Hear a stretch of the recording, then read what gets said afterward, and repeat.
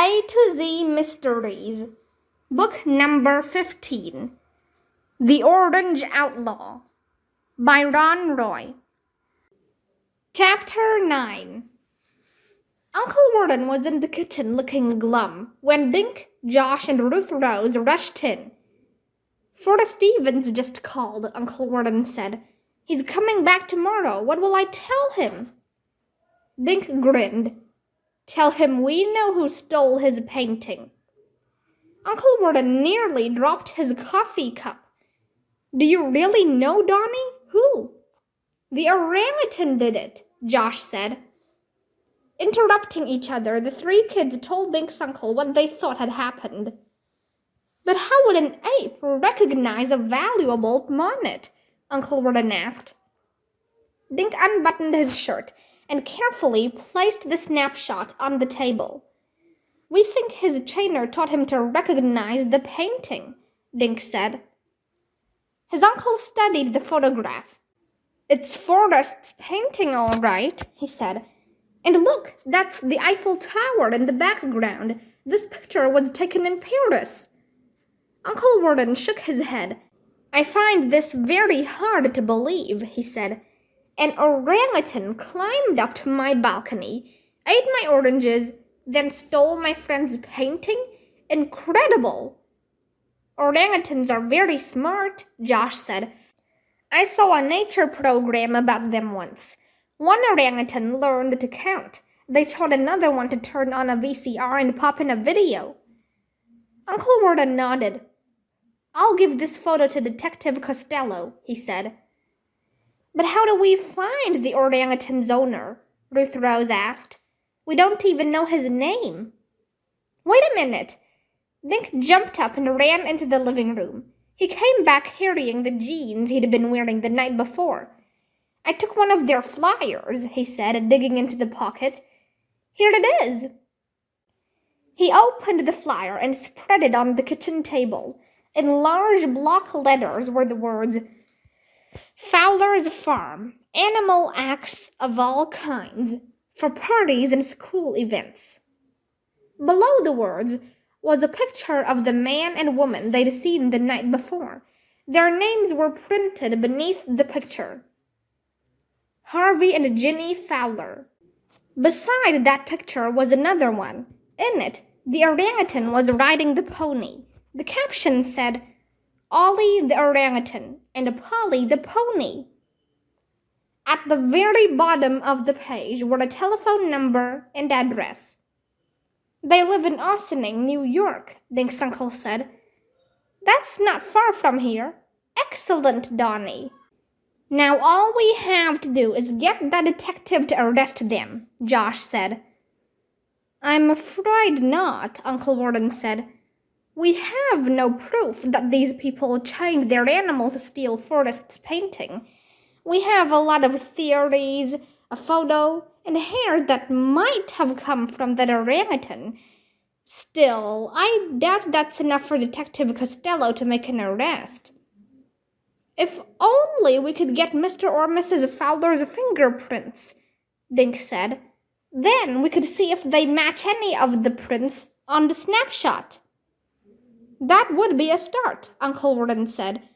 But still no proof that their animal stole the painting. What if we got a hair from Ollie? Ruth Rose said. If the hair matched the one we found in the kitchen, wouldn't that prove he was in this apartment? Dink's uncle smiled. I think that would be enough to convince Detective Costello, he said. But how do we obtain this hair? Ruth Rose grinned. I thought you'd never ask, she said. Chapter 10. Half an hour later, Uncle Warden handed Ruth Rose the telephone. Good luck, he said. Don't worry, Josh said. She's really good at chicken crooks. Ruth Rose smiled into the phone. Hello, is this Mr. Harvey Fowler?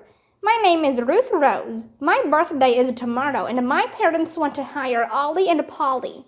My father is Forrest Evans, and he's very rich. 2 minutes later, she hung up. "They're coming," she said.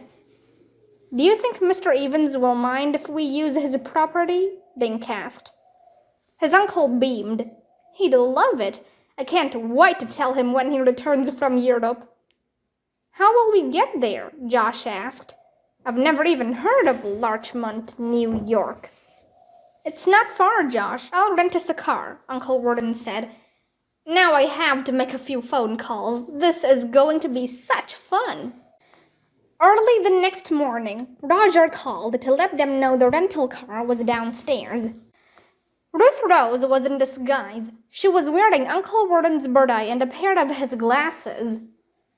"You look great," Dink said. "Mr. Fowler will never remember you from the block party." Uncle Warden and the kids went downstairs and climbed into the rental car. Dink's uncle drove them out of the city. They saw plenty of traffic and crossed a couple of bridges. Finally, Dink saw a sign that said, "Welcome to Larchmont." "Almost there," Uncle Warden said. "Forrest has a beautiful home and a lot of land." A few minutes later, he turned into a long driveway lined with trees. At the end of the driveway stood a large brick house.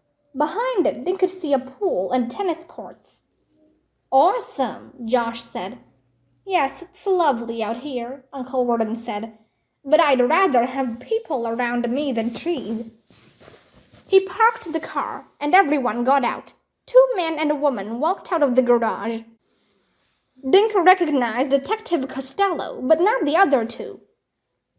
"This is Detective Rita Frost, my partner," Detective Costello said. "And I'm Dr. Ted Parker," the other man said. "Dr. Parker is the curator for primates at the Bronx Zoo," Detective Costello explained. "After the arrest, he'll take charge of the animals." Detective Frost wore a blue dress and heels. She smiled at Ruth Rose. "Are you ready to act like a rich kid?" she asked. "I'm a little nervous," Ruth Rose said. "What if the Fowlers recognize me?" "I wouldn't worry about that," the woman said. "If what you've told us is true, they won't even look at you. He'll be thinking about how to break into this beautiful house." "Okay, this is the plan," Detective Costello said. "Our backup car will let us know when the Fowlers drive in. Rita and I will pretend to be Mr. and Mrs. Evans. Ruth Rose is our daughter, the one who's having the birthday. Everyone else will stay in the garage until I give the word to come out. Any questions?" Just then the cell phone on Detective Costello's belt rang. He answered it, listened, then hung up. "The Fowler's trailer just entered the property," he said. "Inside, please, and no talking." Dink, Josh, Uncle Warden, and Dr. Parker stepped into the garage. "Good luck," Dink whispered to Ruth Rose. Ruth Rose gave them a thumbs up as the garage door came down in front of her. 2 shiny black cars were parked inside the garage. Dink sat on the bumper of one of the cars. He could hear the trailer approaching. Then he heard car doors slamming and some muffled voices. Josh had his ear to the garage door. He started to giggle when he heard Ruth Rose beg Daddy for a pony of her own. "She gets to have all the fun," he whispered. Dink gave Josh a nudge. "No talking," Dink whispered back.